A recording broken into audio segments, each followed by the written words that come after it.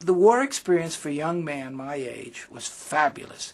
The only thing wrong was to make Haget which means one could get killed. In a nation on the brink of war, stunned by an attack on its territory. We are fighting today not only for one generation, but for all generations. I made a decision that this is one war I've got to get into, and I mean physically. Hitler was conquering the world, and I'm not going to stand by and let him do it. Ordinary people were called upon to make extraordinary sacrifices. I was drafted, period.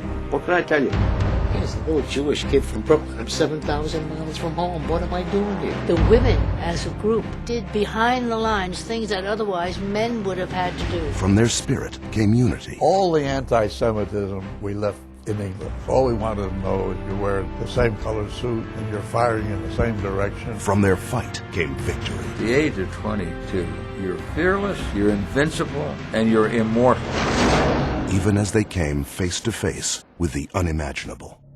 Nobody said you're going to see the worst thing you're ever going to see now or for the rest of your life. I'd seen some of my old comrades being killed and wounded, but this was even too much for me.